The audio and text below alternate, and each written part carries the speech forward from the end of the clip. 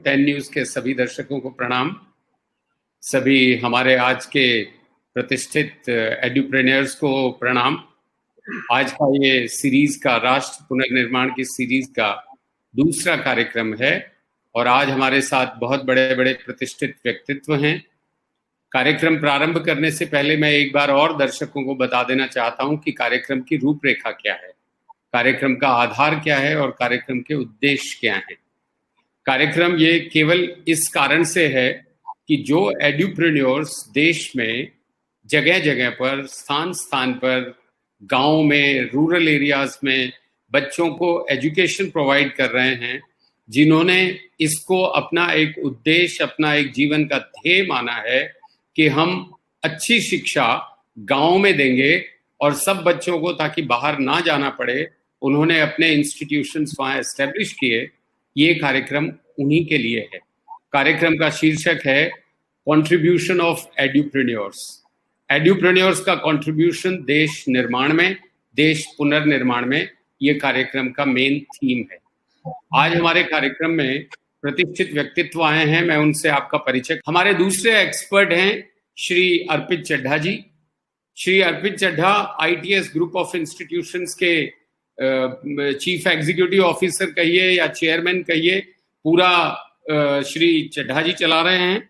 अभी इन्होंने ITS को एक यूनिवर्सिटी बना दिया है, तो अब ITS यूनिवर्सिटी के ये चांसलर भी हो जाएंगे कुछ दिनों में।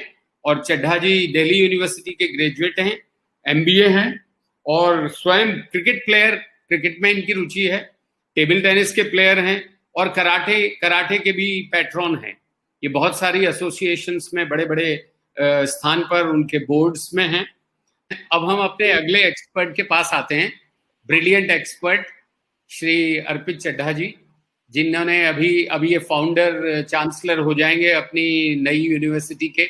ITS यूनिवर्सिटी बन गई है, मुझे पता चला है। बहुत बहुत बधाई अर्पित जी। आप छोटी छोटी बात पे बड़ा क्रोध कर लेते हैं। जब शिक्षा में अच्छे काम नहीं होते तो इनको रोष आता है कि हम उसको कैसे ठीक कर दें। आप कर्णधार हैं चीजों को ठीक करने के अर्पित जी। हम आप सब आपकी तरफ देखते हैं कि अर्पित जी चीजों को ठीक करें। तो अर्पित जी, मैं आपसे जानना चाहता हूं, और आपसे मेरा सबसे पहला प्रश्न जो है वो रिलेटेड है, प्रतिष्ठा से जुड़ा हुआ है। आज पूरे समाज में ये माना जाता है कि ये जितने भी इंस्टीट्यूट्स हैं, इनके संस्थापक पैसा बनाने के लिए इंस्टीट्यूट इन्होंने खोले हुए हैं और ये अध्यापकों का शोषण कर रहे हैं और ये बच्चों का शोषण कर रहे हैं। तो इसके बारे में आपका क्या विचार है? Thank you. Most respected doctor Khandal sir, आपने आज मुझे यहाँ बुलाया, जिसके लिए मैं बहुत बहुत थैंक यू करता हूँ आपका। ITS एजुकेशन ग्रुप 95 में इस्टेब्लिश हुआ 25 साल पहले। आपके जैसे बहुत ही रिनाउंड, बहुत ही सीनियर एकेडमिशियंस की बदौलत ITS आज वहाँ है सर जहाँ हम हैं। पहले मैं आपका धन्यवाद करना चाहूँगा सर कि आपने आज मुझे मौका दिया आपके साथ इस सेशन में लाइव होने का। I would also like to wish all the fellow panelists a very very good morning to you all. Sir, आपके सवाल पे आते हुए, जो कि ये माफिया और private institutions are exploring, sir इसका बहुत ही सिंपल आंसर मैं देना चाहूँगा। अगर हम एक एम्प्लॉयमेंट रेशो देखें, इंडिया में 23.50% अनएम्प्लॉयमेंट रेट है as on April 2020। I hope I am audible sir. Yes yes, very much. और बहुत सही पॉइंट उठा रहे हो, बहुत अच्छा पॉइंट उठा रहे हो। तो sir, looking at the unemployment ratio, एक एजुकेशन इंस्टीट्यूशन, चाहे वो ITS हो, चाहे वो कोई और एजुकेशन इंस्टीट्यूशन हो, कंट्री को सबसे ज्यादा हेल्प करता है इस अनएम्प्लॉयमेंट रेशो को कम करने में। उसके बावजूद सर, जैसे कि आपने कहा, जो एक respect private self finance institution deserve करता है, वो कहीं ना कहीं मिसिंग है। इसमें सर मैं एक और पॉइंट ऐड करूंगा आपके क्वेश्चन में। फ्यूचर इंडिया का यूथ है, हम सब लोग इस बात को मानते हैं। इंडिया की जो पॉपुलेशन है सर, मैं सबको बताना चाहूंगा, more than 50% is under the age of 25 years. Sooner India की जो एवरेज एज पॉपुलेशन होगी वो 29 ईयर्स होगी। ये सब स्टैटिस्टिक्स फिगर्स मैं इसलिए बता रहा हूँ सर, क्योंकि हम सब इस बात से सहमत हैं कि फ्यूचर यूथ के ऊपर है। हमारे आदरणीय प्रधानमंत्री जी भी कहते हैं कि इंडिया का फ्यूचर यूथ संभालेगा। सर, ये यूथ सबसे ज्यादा हमारे जैसे इंस्टीट्यूशंस के पास है, ITS इंस्टीट्यूशन या कोई और इंस्टीट्यूशन।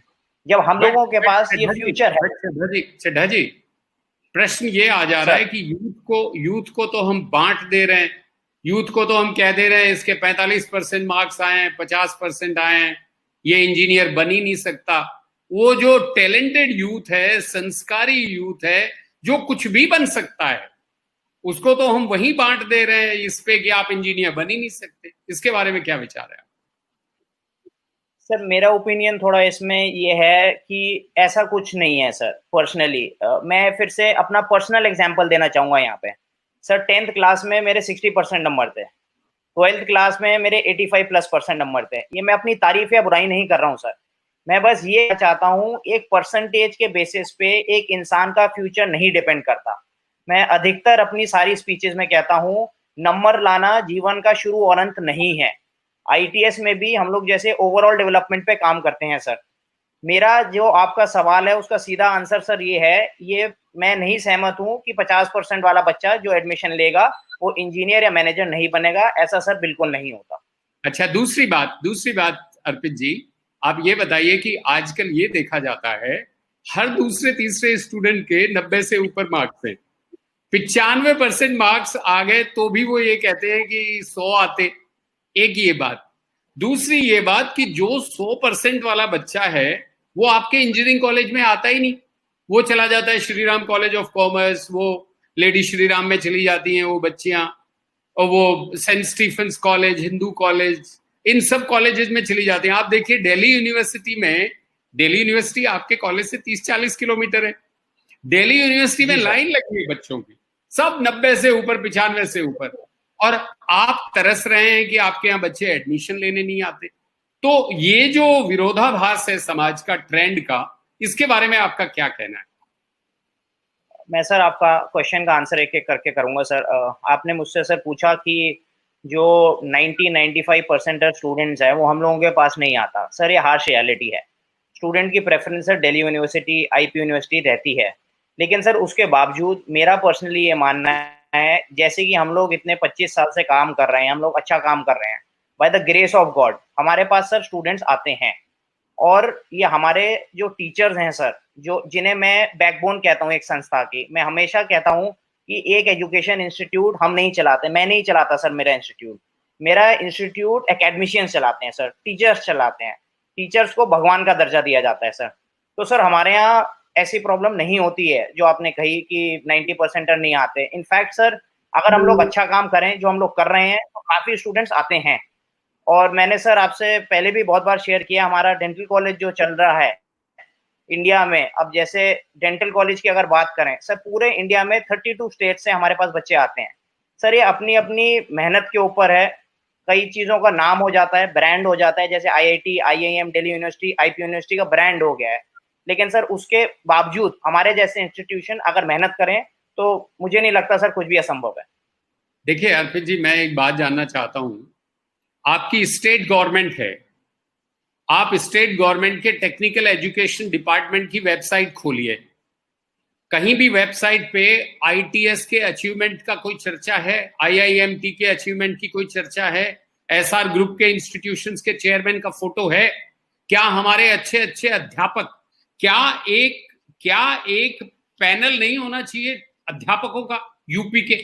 क्या यूपी सरकार को ये नहीं करना चाहिए कि हमारे राज्य में इतने बड़े बड़े प्रतिष्ठित अध्यापक हैं, क्या अध्यापकों का एक पैनल नहीं होना चाहिए, एक पोर्टल नहीं होना चाहिए?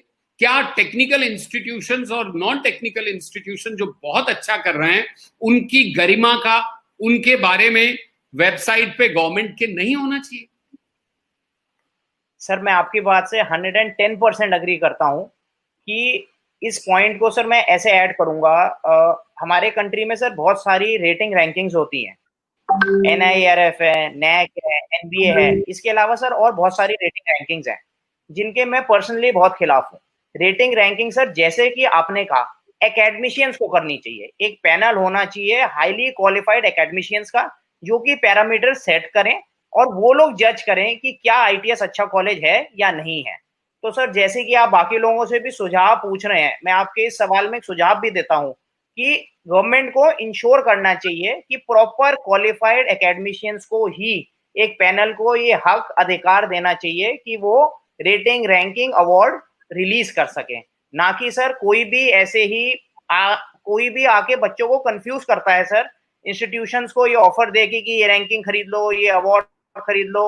हम लोग सर पर्सनली इन चीजों के बहुत खिलाफ हैं, इसलिए मैं इस प्लेटफॉर्म पे इस बात को कह भी पा रहा हूँ, और मैं 110% सर आपसे अग्री करता हूँ। Academicians should be included and should only be the people who should judge and rate the institutions and give the country the way ahead how to go with it. अच्छा अर्पित जी, मुझे ये बताइए कि अभी जैसे मान लीजिए बहुत सारे शिक्षक गण जॉबलेस हो रहे हैं, तो उनको कंटिन्यूटी में उनको एक minimum amount of payment by the government नहीं होना चाहिए क्या? सर आपकी बात बिल्कुल ठीक है, गवर्नमेंट हर चीज के लिए एक वो ला रही है, स्कीम्स ला रही है कि भाई ये कोरोना कोविड पैंडेमिक में प्रॉब्लम्स हो रहे हैं तो इस सेक्टर को ये स्कीम दी जाएगी, इस सेक्टर को ये स्कीम दी जाएगी। But sadly the truth of the matter is, बाकी पैनलिस्ट सर ऑलरेडी कह चुके हैं, मैं रिपीट नहीं करना चाहूंगा, एजुकेशन ऐसी कोई स्कीम नहीं एग्जिस्ट करती सर। बच्चा फीस नहीं देगा, फैक्ट। कॉलेज टीचरों को सैलरी दे रहा है, फैक्ट है। और अनएम्प्लॉयमेंट की सर बात करें, मैं एक बहुत ही अच्छा स्टैटिस्टिक्स आपसे शेयर करना चाहूंगा अगर आप इजाजत दें। बिल्कुल। नेस्कॉम का भी रिसेंट सर्वे हुआ था, उस सर्वे में सर उन्होंने कहा कि आने वाले टाइम में 40% of currently employed people will unemployed, वो रील ना किए गए लेटेस्ट टेक्नोलॉजी जैसे कि आर्टिफिशियल इंटेलिजेंस, इन सब टेक्नोलॉजी जो कि इंडस्ट्री में यूज होती है।